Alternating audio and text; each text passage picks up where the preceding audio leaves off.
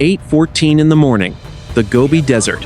A Chinese DF-21 ballistic missile was already 3 minutes into its flight profile. This was not supposed to be a combat launch. It was a scheduled evaluation of a new hypersonic glide vehicle. But something was wrong. The telemetry data streaming back to the launch center was shifting in ways that defied the laws of physics. One moment, the missile was a predictable arc of steel and fire.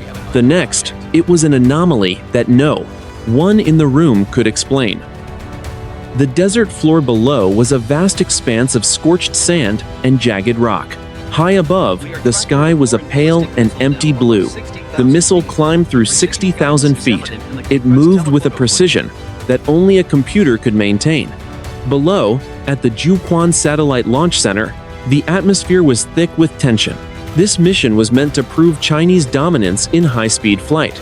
Instead, it was proving that they had lost control of their most advanced weapon. Senior Colonel Chen watched the main display. He was a veteran of the rocket force. He had seen 100 launches. None of them looked like this.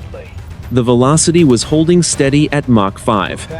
Then, without warning, the acceleration spiked. It did not climb. It jumped. The numbers on the screen blurred as they struggled to keep pace with the physical reality of the flight. 6,000 miles away, the American sensors at Clear Space Force Station caught the thermal bloom. The early warning system did not hesitate. It categorized the event as a high-priority launch.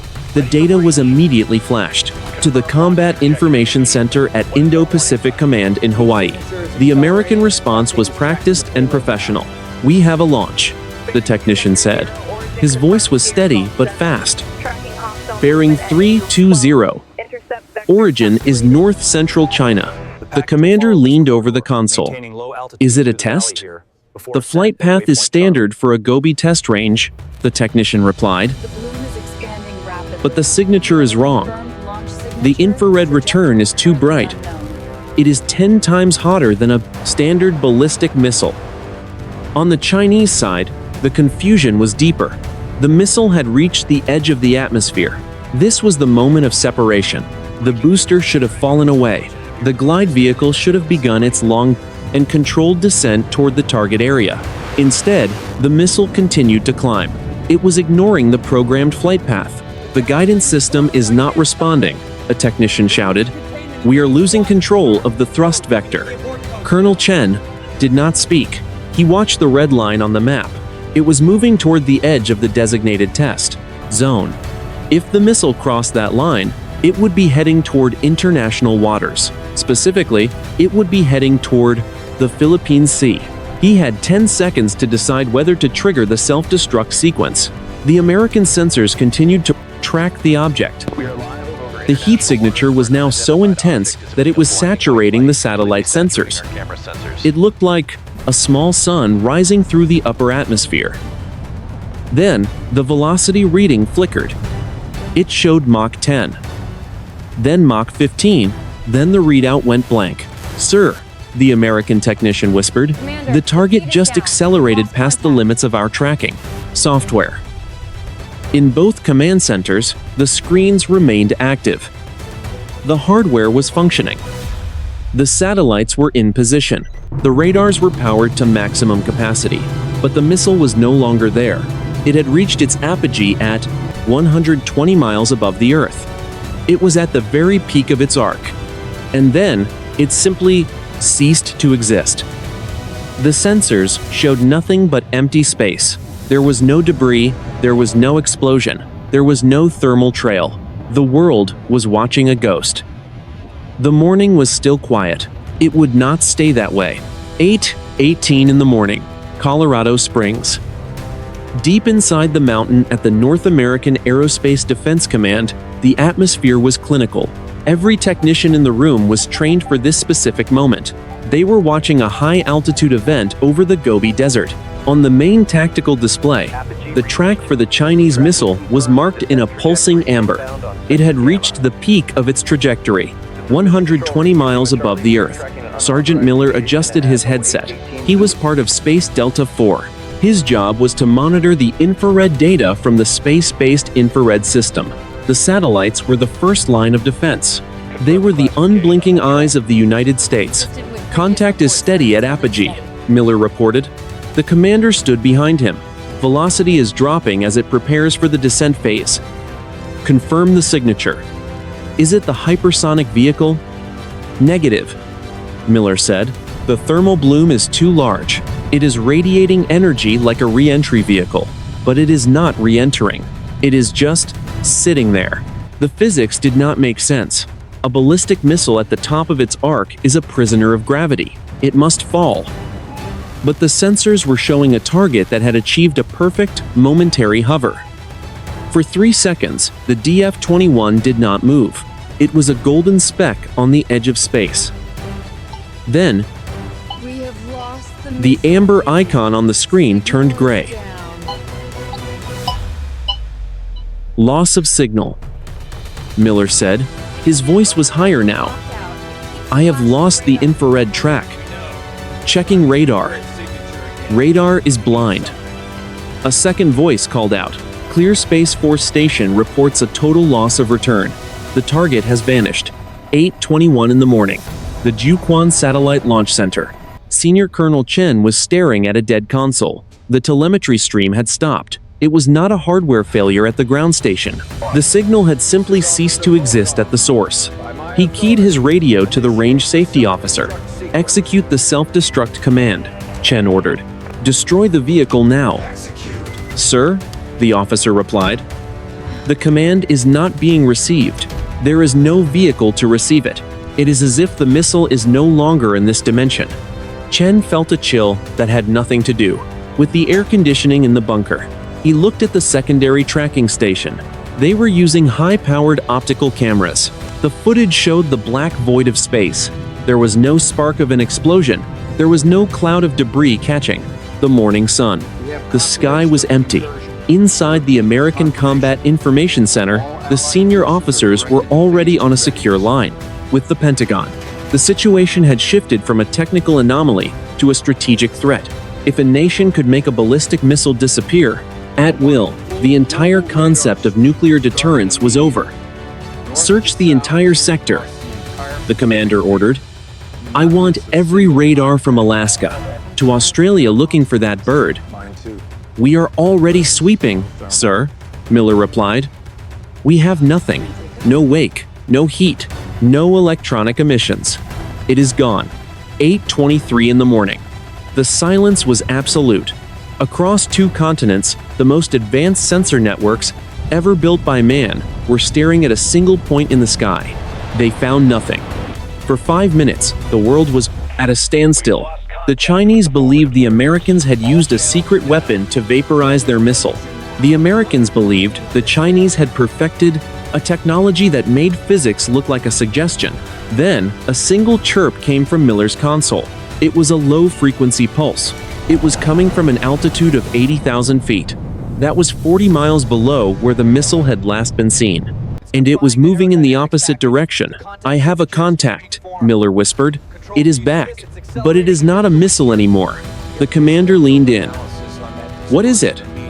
I cannot classify it, sir, Miller said. It has no radar cross-section. But it is pushing the air out of its way.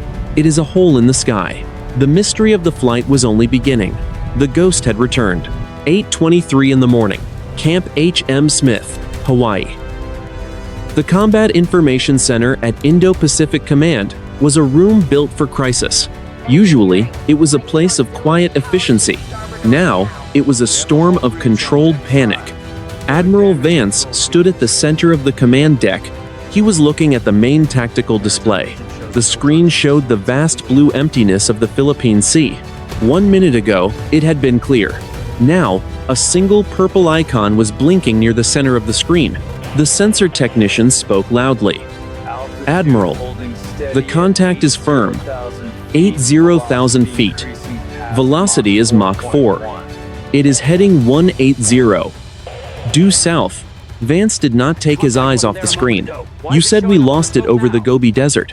That was 5 minutes ago. How did it travel 2,000 miles in 5 minutes? The technician shook his head. Physics says it did not, sir. To cover that distance in that time, it would need to travel at Mach 24. we would have seen the thermal wake. This object just appeared.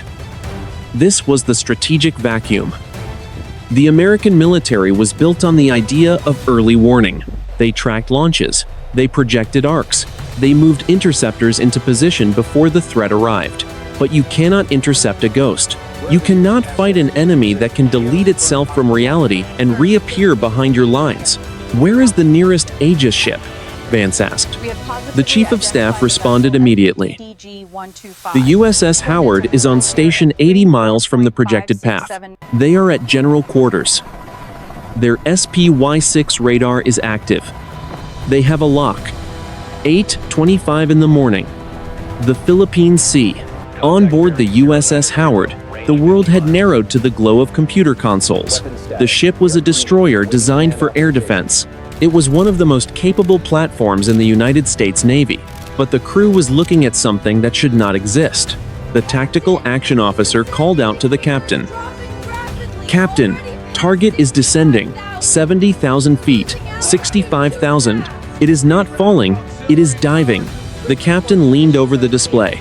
"What is the electronic signature?" "Nothing, sir," the officer replied. "It is not emitting radar. There is no radio traffic. The Aegis system is classified as a non-cooperative target. It is a hole in the sky.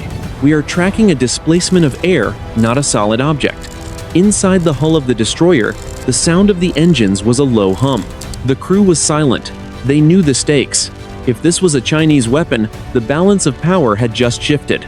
If the Chinese could move a missile through a blind dimension, every carrier in the fleet was a sitting duck. 8:27 in the morning. The Gobi Desert.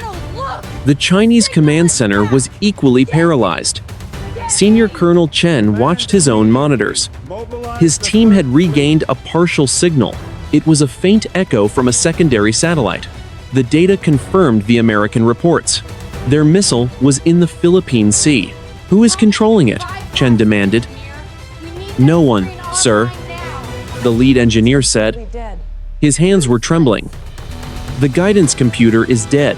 The fuel tanks were supposed to be empty. There is no physical reason for that vehicle to be airborne." Chen looked at the map. The missile was heading directly for the American carrier strike group. To the Americans, this would look like a deliberate attack. It would look like the opening move of a war. But Chen knew the truth. China had not ordered this. China could not stop this. The red line on the screen continued to grow. It moved toward the center of the American fleet. Vance watched the display in Hawaii. His hand was hovering over the secure phone to the Pentagon.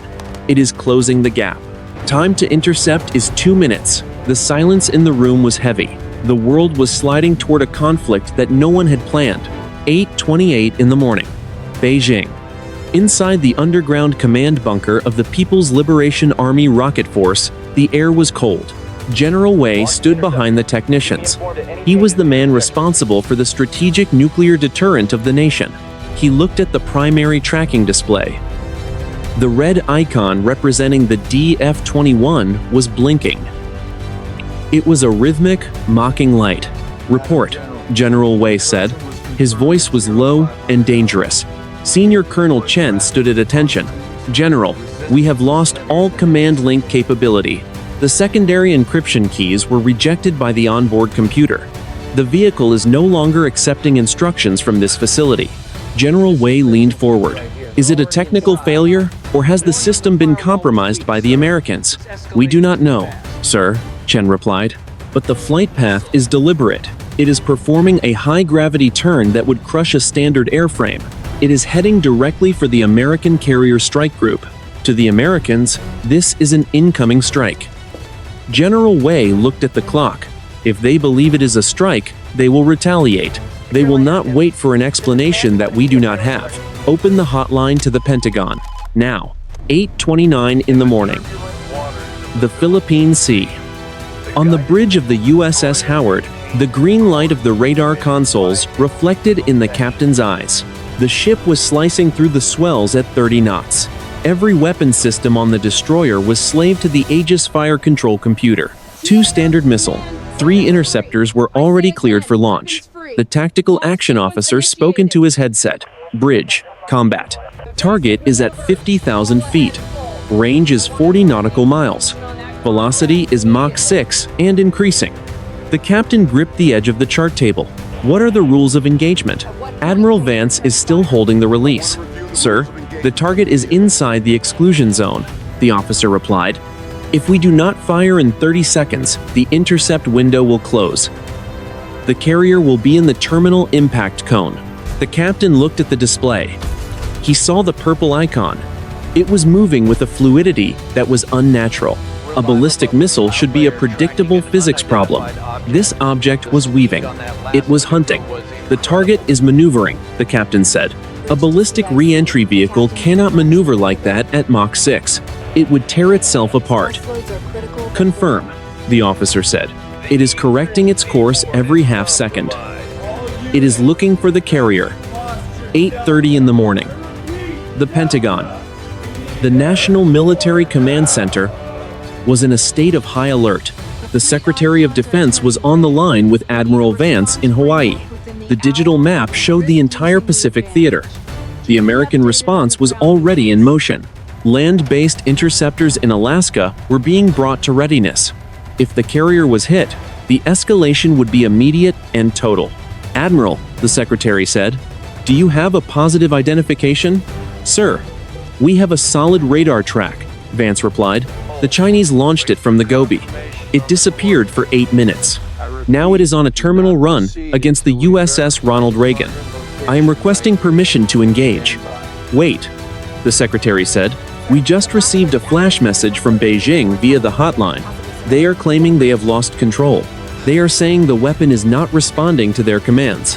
Vance watched the countdown on his screen. Sir, with all due respect, they would say that.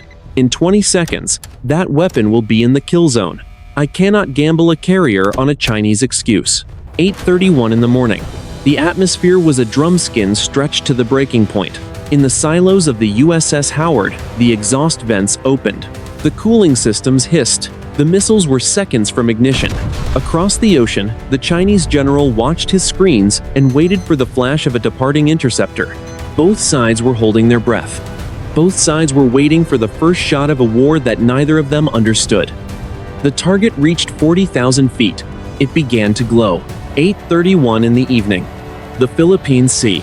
The alarm on the USS Ronald Reagan was a piercing, rhythmic shriek. It was the sound of general quarters. 5,000 sailors moved with practiced urgency. They were clearing the flight deck and sealing the watertight doors. Deep in the hull, the nuclear reactors were pushed to maximum output. The massive carrier began to lean into a hard turn. It was trying to present a smaller target to the sky. On the bridge, the admiral looked at the tactical screen. The purple icon was now inside 30 nautical miles. It was a distance that a hypersonic weapon could cover in less than 30 seconds. The admiral spoke into his headset. Guardian 1. This is Reagan Actual. You are cleared to engage. Battery release. Battery release. 80 miles away, the USS Howard received the command. The captain did not hesitate. Launch 1. Launch 2. 2 standard missile. 3 interceptors erupted from the forward vertical launch system. The roar was deafening. A massive cloud of white smoke enveloped the bow of the destroyer. The missiles climbed into the dark sky on pillars of orange flame. They were heading for the edge of space. Their mission was simple. They had to collide with the incoming threat at a combined speed of 10,000 miles per hour. Inside the Combat Information Center of the Howard, the technicians watched the blue dots of the interceptors chase the purple dot of the Ghost missile. Interceptors are away, the officer reported. Time to intercept is 15 seconds. We have a solid track on both. 8:32 in the evening. Beijing. The Chinese command center was silent. The technicians had stopped typing. They were watching the same geometry of death on their own screens. They saw the American interceptors rise to meet their weapon. To General Wei, it looked like the inevitable conclusion of a terrible mistake. They have fired, Wei whispered. Yes, General, Colonel Chen replied. The Americans are defending their fleet. If our missile survives the intercept, they will view it as a successful strike. They will launch their own missiles at our coastal batteries within minutes. Contact the flight control of the DF-21 one last time. Way ordered. Send the emergency destruct code on every frequency. Military. Civilian. Scientific. Everything. The lead engineer shook his head. We are sending it. Sir, but the vehicle is not listening. It is radiating a field that is blocking our own signals. It is as if it is wrapped in a shroud of pure energy. It is as if it is wrapped in a shroud of pure energy. 8:33 in the evening. The Philippine Sea. The two American interceptors reached 60,000 feet. Their first stage boosters fell away. The second stage ignited. They were now moving at 3 times the speed of sound. The onboard infrared seekers were searching for the heat of the Chinese missile. Seeker lock. The technician on the Howard called out. We have a dual lock. The interceptors are guiding. Impact in 5, 4, 3. The admiral on the carrier held his breath. He watched the screen. The blue dots merged with the purple dot. For a fraction of a second, the icons overlapped. This should have been the end. The kinetic energy of the collision should have vaporized both objects in a flash of light that would be visible for hundreds of miles. The technician's voice cracked. Target is through. The interceptors passed right through the contact. No impact. No detonation. I repeat, no impact. The admiral stared at the screen. The purple icon was still there. It had not slowed down. It had not deviated. It had passed through 2 solid interceptors as if they were made of smoke. Check the radar, the admiral commanded. How did we miss? We did not miss, sir, the technician replied. The interceptors were on a perfect collision course. They occupied the same physical space as the target. But there was no physical interaction. The Ghost was now 10 miles from the carrier. It was descending. It was aiming for the center of the flight deck. The air around the carrier began to hum. It was a sound that felt like a vibration in the teeth of every sailor on deck. The water around the ship began to glow with a faint, bioluminescent light. The world was about to break. 8:34 in the evening. The Philippine Sea. The admiral on the USS Ronald Reagan stood frozen on the bridge. The tactical display showed the target was now 5 miles away. It was moving at Mach 6. At that speed, the weapon would cover the remaining distance in less than 5 seconds. Every defensive system on the carrier was active. The electronic warfare suites were pumping out gigawatts of interference. They were trying to blind the seeker head of the incoming missile. The officer of the deck shouted over the noise of the sirens. The close-in weapon systems are tracking. Engaging now. On the edges of the flight deck, the Phalanx Gatling guns roared to life. They fired at a rate of 75 rounds per second. A stream of white-hot tungsten tracers reached out into the dark sky. It was a wall of metal designed to shred anything in its path. The radar on the guns showed a perfect solution. The computer was certain of a hit. But the tracers did not bounce. They did not explode. They passed through the violet light of the incoming missile like rain falling through a ghost. No impact, the officer screamed. The rounds are not connecting. 8:34 and 30 seconds in the evening. Inside the Combat Information Center, the world was dissolving. The digital displays began to flicker and distort.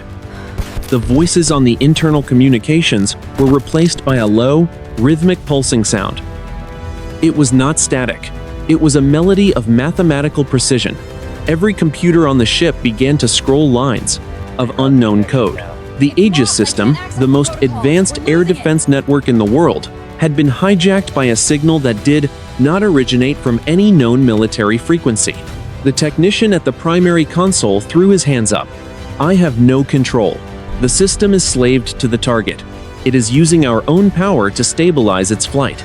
The admiral looked out the reinforced windows of the bridge. He could see it now. It was not a missile. It was a tear in the fabric of the night. It was a spear of set violet energy that left no wake in the air. There was no sound of a sonic boom. There was no smell of burnt propellant. There was only a cold, crushing pressure that made the air feel heavy. 8:35 in the evening. The object was now 1,000 feet above the flight deck. It stopped its horizontal flight. It hovered for a fraction of a second directly above the command tower. The massive carrier, 97,000 tons of steel and nuclear power, began to vibrate. The vibration was so intense that the sailors on the hangar deck were thrown to the floor. The water around the hull began to boil, not from heat, but from a high-frequency resonance. In Hawaii, Admiral Vance watched his screen. The icon for the Reagan was flickering. The icon for the Chinese missile was stationary. In Beijing, General Wei stood at his console. He saw the same thing. The world was seconds away from a catastrophe that would redefine human history. The American carrier was defenseless. The Chinese weapon was at point-blank range. The violet light expanded. It swallowed the command tower. It swallowed the flight deck. It swallowed the sky. Every light on the ship went black. Every radio went silent. The Earth seemed to hold its breath. 8:35 and 10 seconds in the evening. The Philippine Sea.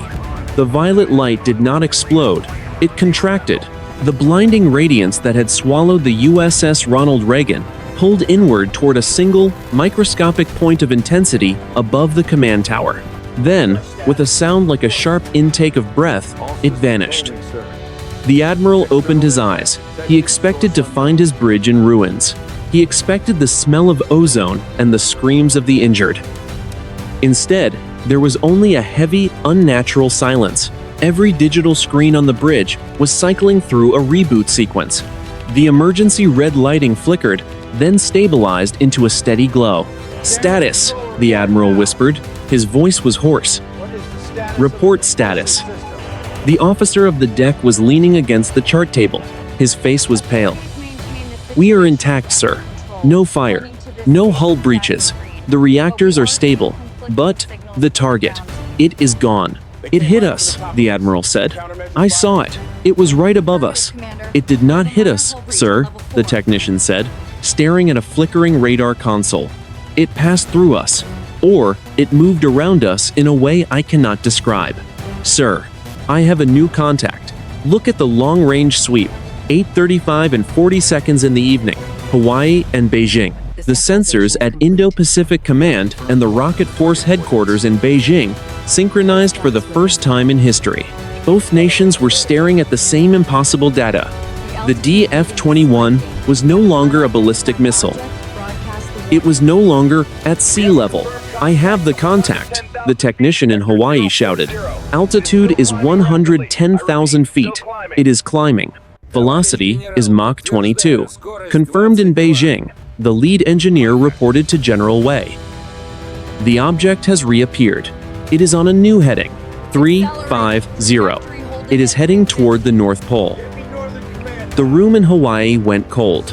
Mach 22 was the speed of a re-entry vehicle, but this object was not falling. It was ascending through the thin air of the upper atmosphere. At that speed, the friction should have turned the air around the object into a sheath of white-hot plasma. It should have been the brightest infrared source on the planet. "Check the thermal signature," Admiral Vance ordered. "That is the problem, Admiral," the technician replied. "There is no heat." The satellites were looking right at it. The temperature of the object was exactly the same as the surrounding air, -40 degrees Celsius. "That is impossible," Vance said. "Nothing moves at 15,000 miles per hour without creating heat. Where is the sonic boom? Every sensor in the Pacific should be shaking from the shockwave." "There is no shockwave, sir," the technician said. "The acoustic sensors are silent. It is moving through the atmosphere without touching it. It is as if the air is simply moving out of its way before it arrives." 8:36 in the evening. The Pentagon. The Secretary of Defense sat in the dim light of the command center. He was looking at a live feed from a high-altitude surveillance drone. The camera was struggling to focus. In the center of the frame was a small, violet blur. It was moving with a terrifying, smooth grace. It was not a machine of metal and fuel. It was a distortion in reality. "General Wei is on the line," an aide whispered. "He is calling from the secure hotline."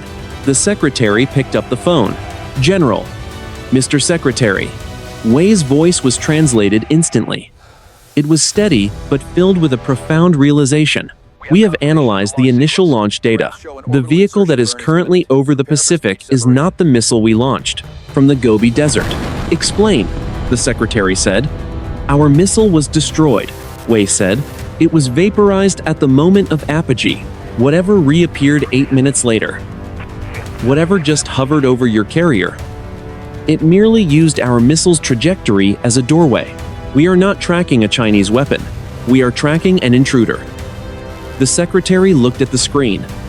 The violet blur was now at the edge of space. It was 200 miles high. It was leaving the atmosphere. Is it heading for a target? The secretary asked. No, Wei replied. It is going home. The object accelerated. It did not move faster. It simply moved further.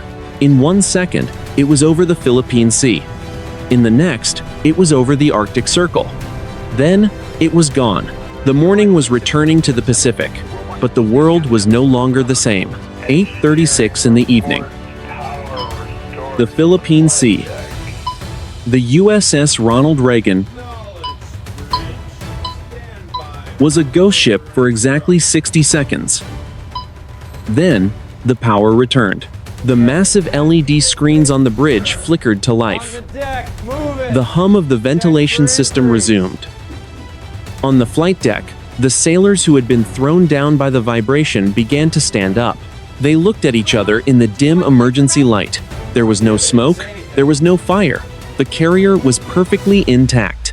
The admiral stood at the center of the bridge. He was watching the primary tactical display reboot. Damage report. I want every department to check in now.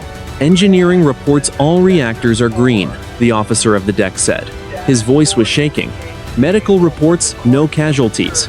Sir, the electronic warfare suite is reporting a total system purge. All our classified libraries were accessed and then erased. The computer is clean.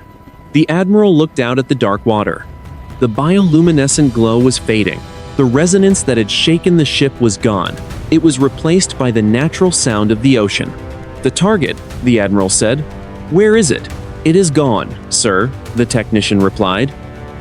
The long-range radar in Alaska tracked it to 300 miles altitude. Then it accelerated to Mach 50. It left the atmosphere at a vertical angle. It is currently beyond the orbit of our lowest satellites. 8:38 in the evening. Hawaii. Admiral Vance was back on the secure line with the Pentagon.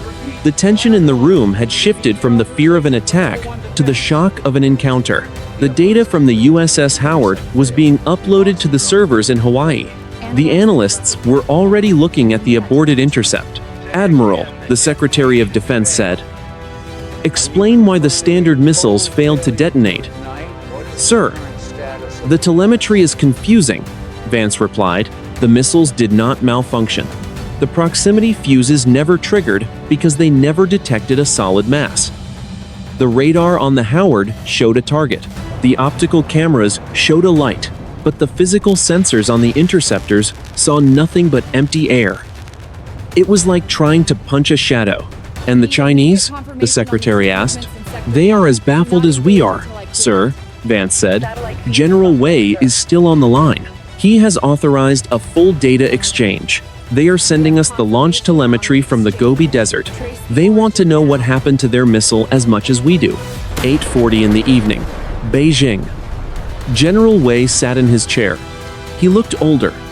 He was watching a replay of the launch. The DF-21 had reached the edge of space and then vanished into a pinpoint of violet light. It was a clean break in the timeline of the flight.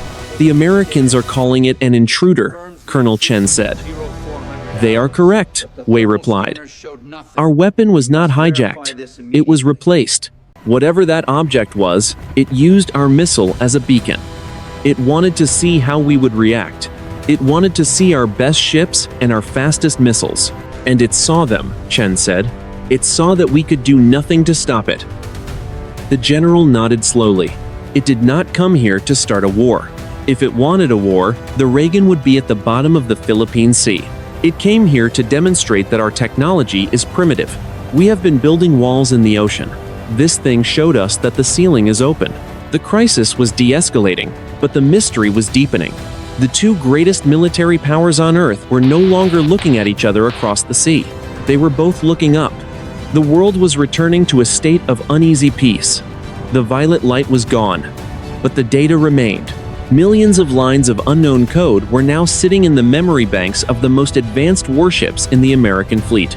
The night was quiet, but for the first time in history, the silence felt heavy with the weight of being watched. 8:40 in the evening, the Pentagon and Beijing. The secure line between the National Military Command Center and the People's Liberation Army Rocket Force was no longer a tool of crisis management. It had become a scientific symposium. For the first time in the history of the two nations, classified telemetry was being streamed in real time across the Pacific. The engineers in Maryland were looking at the sensor logs from the Gobi Desert. The analysts in Beijing were watching the playback from the USS Howard. The Secretary of Defense sat at the head of the mahogany table, General Wei. Our experts have finished the first pass on your launch data. The moment of apogee shows a massive gravitational distortion. It is not an explosion, it is a folding of space. We see the same, Mr. Secretary, Wei replied through the translator. The mass of the DF-21 did not dissipate. It was compressed into a point of infinite density for 3 milliseconds. Then, it was replaced by the secondary signature. This was the shared realization. Modern warfare was based on the tracking of physical objects. Missiles moved through air. Submarines moved through water.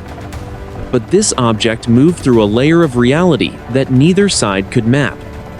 The silence that followed was heavy. It was the sound of two superpowers realizing they were both obsolete. We are issuing a stand-down order to all units in the Philippine Sea, the Secretary said. The Ronald Reagan is returning to a standard patrol posture. We are officially classifying this as a non-hostile environmental anomaly. We agree, Wei said. Our coastal batteries have been transitioned to a training status. There will be no retaliation. There is no one to retaliate against. 8:54 in the evening. The Philippine Sea. On the flight deck of the USS Ronald Reagan, the heavy rhythmic thud of helicopter rotors filled the air. A Seahawk was returning from a low-level sweep of the water directly beneath where the object had hovered. The pilots had used every sensor in their arsenal: thermal cameras, magnetic anomaly detectors, laser-based imaging. The pilot spoke over the internal radio. Control, this is Raven 1-6. We have completed the search of the primary impact zone. The water temperature is normal. There is no chemical residue. There is no debris. Copy, Raven, the carrier controller replied. Are you seeing any surface disturbance? Negative. The ocean is like glass. Whatever was here left no footprint. It is as if it never touched the atmosphere. Inside the Combat Information Center, the senior technician was staring at the system logs.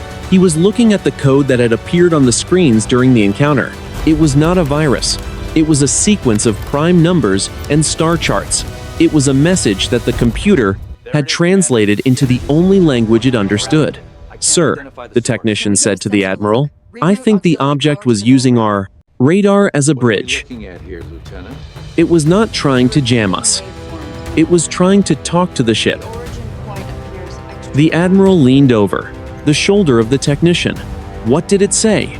It did not use words, sir, the technician replied.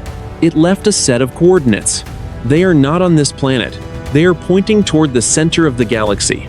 9 o'clock in the evening. The immediate tactical threat had vanished. The carriers were turning back toward their home ports. The missile silos in the Gobi Desert were being sealed.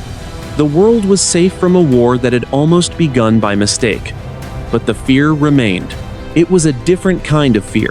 It was the realization that the sky was no longer a vacuum. It was a crowded place.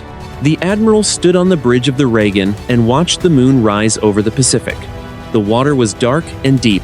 The sky was vast and empty. But he knew better now. He knew that somewhere in that emptiness, something was watching. And it was no longer interested in their missiles. The crisis had ended.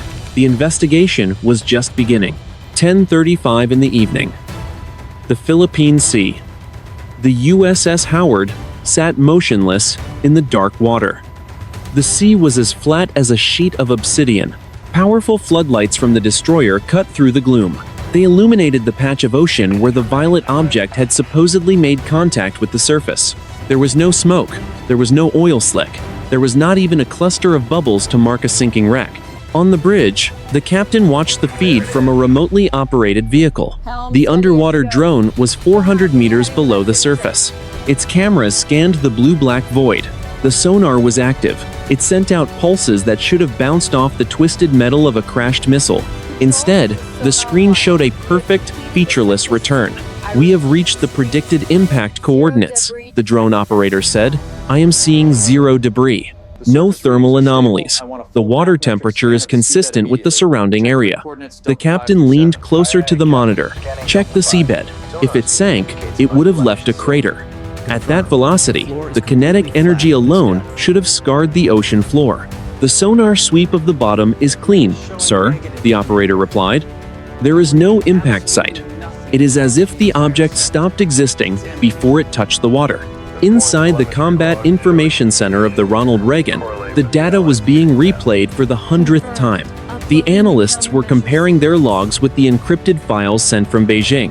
They were looking for the 8-minute gap. This was the window of time between the disappearance of the DF-21 over the Gobi Desert and its reappearance in the Philippine Sea. "The timestamps are a perfect match," the lead analyst whispered. "The missile was deleted from the Chinese radar at exactly 8, 18, and 22 seconds. It reappeared on our screens at exactly 8, 26, and 22 seconds. 8 minutes exactly. To the millisecond." "What happened in those 8 minutes?" the admiral asked.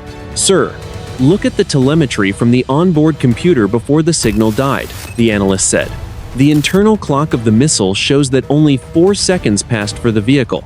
It did not travel 2,000 miles through our atmosphere. It jumped." This was the terrifying reality of the recovery effort. There was nothing to recover because nothing had physically traveled the distance. The military forces of two nations were searching for a ghost that had briefly borrowed a piece of their reality. 11:15 in the evening.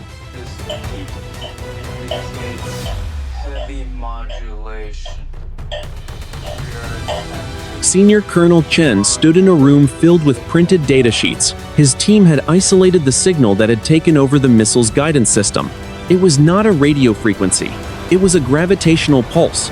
It had reshaped the space around the missile, turning it into a bubble of isolated physics. "The Americans are asking about the coordinates found in their system," an aide reported, "the ones pointing to the galactic center." Chen looked at his own screen. "They are not just coordinates. They are a timestamp for a future event. Arrival window." "Arrival for what?" the aide asked. Chen did not answer immediately. He looked at the satellite images of the empty Philippine Sea. "The object we saw tonight was a probe. It was a scout. It wanted to see how the two most advanced civilizations on this planet would react to an impossible threat. And we reacted by almost destroying each other." The recovery ships began to pull in their drones. The helicopters returned to their hangars. The ocean was left to the wind and the waves. In both Washington and Beijing, the highest levels of government were beginning to realize that the 8-minute gap was not a technical glitch. It was a warning. The world had been measured, and the results were already being sent back to the source. 3 days later, 2:15 in the afternoon, Washington, District of Columbia. The briefing room in the basement of the Pentagon was windowless and chilled. The air was heavy with the smell of stale coffee and ozone. On the secure monitors, a single document was displayed. It was titled the Ghost Report. It was the most highly classified file in the history of the United States military. Only 12 people in the building had seen the full text. The Secretary of Defense sat at the head of the table. He looked at the Chief of Naval Operations. "Tell me the consensus. Did we almost start a war over a technical glitch?" "No, sir," the Admiral replied. "Our analysis is complete. The data from the Ronald Reagan and the Howard is consistent. The object was physical. It displaced air. It reflected radar. But it operated on a plane of existence that we do not understand. Our current weapons are designed to hit metal. This thing was not metal. It was a projection of energy that could change its own physical properties at will." The room was silent. The political fallout was already beginning to spread through the intelligence committees. The question was no longer about Chinese aggression. It was about human vulnerability. The United States had spent trillions of dollars on a missile defense shield that had been bypassed by a single violet light in less than 10 minutes. The Aegis system is currently being overhauled, the admiral continued. We have to admit that our fire control computers were effectively hacked, not by a virus, but by a superior logic. The code we found in the system is not just coordinates. It is a mathematical proof that our encryption is useless. 3 days later, 8 o'clock in the evening, Beijing. General Wei stood on a balcony overlooking the city. The lights of Beijing stretched to the horizon. It was a city that believed in its own power. But Wei knew the truth. He had spent the last 72 hours in a series of brutal debriefings with the Central Military Commission. They want to know why we lost the missile, Colonel Chen said, stepping onto the balcony. I told them the truth, Wei replied. I told them we did not lose it. It was taken. We built a spear, and something else used it as a signal fire. The Chinese military analysis was identical to the American one. The DF-21 had reached its peak and had been disassembled at the atomic level. The object that reappeared was a copy. It was a simulation of a weapon designed to test the reactions of the people who built it. Both nations had been caught in a trap of their own making. The cooperation with the Americans is unprecedented, Chen said. We are sharing satellite orbits. We are sharing deep space sensor logs. The politicians are calling it a new era of transparency. Wei smiled grimly. They are transparent because they are afraid. We are all afraid. We have spent 70 years preparing for a war between two nations. Now we realize we are both living in a house with no roof. The walls we built in the South China Sea do not matter if the threat comes from above. The strategic assessment was clear. The world was no longer divided into East and West. It was divided into those who knew the truth and those who did not. The military forces of both nations were moving to a defensive posture, not against each other, but against the unknown. The ghost trajectory had rewritten the rules of engagement. The 8-minute gap was now the baseline for all future military planning. Every radar operator from Alaska to Hainan Island was now looking for a violet light that left no wake. The afternoon sun was setting in Washington. The moon was rising in Beijing. The world was at peace, but it was a peace built on the realization of total insignificance. The crisis had ended. The investigation was just beginning. 1 week later, 10:15 in the morning, Geneva. In a neutral conference room overlooking Lake Geneva, the most powerful military minds on Earth sat in silence. There were no cameras. There were no press releases. This was the first meeting of the Global Strategic Monitoring Group. It was a committee that did not exist on any official organizational chart. It was the direct result of 8 minutes of impossible physics over the Pacific Ocean. The American admiral and the Chinese general sat across from each other. They did not look like adversaries anymore. They looked like two men who had seen the same ghost and were still trying to convince themselves they were awake. The strategic assessment was laid out on the table in a single, thin folder. It contained the final joint analysis of the incident. The conclusion was written in clinical, professional language. But the implications were terrifying. The 8-minute gap was not a failure of our systems, the admiral said, his voice quiet. It was a demonstration of absolute mastery over the medium of space and time. We were not attacked. We were audited. The Chinese general nodded slowly. We have spent 50 years developing the DF-21 as a carrier killer. We thought it was the pinnacle of human engineering. In 8 minutes, it was used as a toy. It was taken apart, studied, and returned to us as a message. The message is that our oceans are no longer private. The report detailed the final moments of the object before it left the atmosphere. It had not used propulsion. It had moved by manipulating the local gravitational field. This meant that every submarine in the deep ocean and every stealth aircraft in the sky was now visible to a technology that could see through the very fabric of matter. The military balance of the world had shifted. The rivalry between Washington and Beijing had not ended, but it had been relegated to the background. They were like two children arguing over a sandbox while a storm moved in from the horizon. We are recommending a permanent sensor sharing agreement, the admiral continued. We need a global network of deep space surveillance. We can no longer afford to look at the horizon. We must look at the stars. The politicians will resist, the general said. They will see this as a loss of sovereignty. Then they do not understand the data, the admiral replied. Sovereignty requires the ability to defend your borders. We no longer have that. No one does. The meeting ended without a handshake. There was no need for formal gestures. The shared reality of the situation was a stronger bond than any treaty. 1 month later. The Philippine Sea. The USS Ronald Reagan moved through the water on its assigned track. The flight deck was busy with the routine of daily operations. F-18 fighters launched and trapped in a rhythmic cycle of noise and heat. To the sailors on deck, the world felt normal. The sun was warm, the salt air was familiar. But deep in the Combat Information Center, the radar screens had been modified. There was a new filter on the primary display.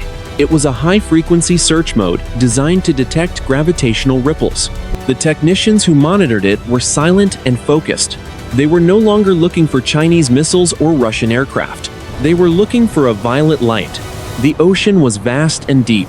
The sky was an endless blue. For thousands of years, humanity had believed it was the master of these domains. They had built ships of steel and wings of titanium to prove it. But the ghost trajectory had left a permanent mark on the collective mind of the military establishment. They now knew that the silence of the sky was not the silence of an empty room. It was the silence of a gallery. The morning was quiet. The Pacific was calm. Somewhere, far beyond the reach of the most advanced satellites, the observer was still there. It was not finished. It was simply waiting for the next signal. The 8-minute gap had changed everything. The world was still turning. The nations were still standing. But for those who had seen the violet light, the meaning of a routine mission had been redefined forever. History is not made by the wars we fight. It is made by the moments when we realize we are not the only ones in the room.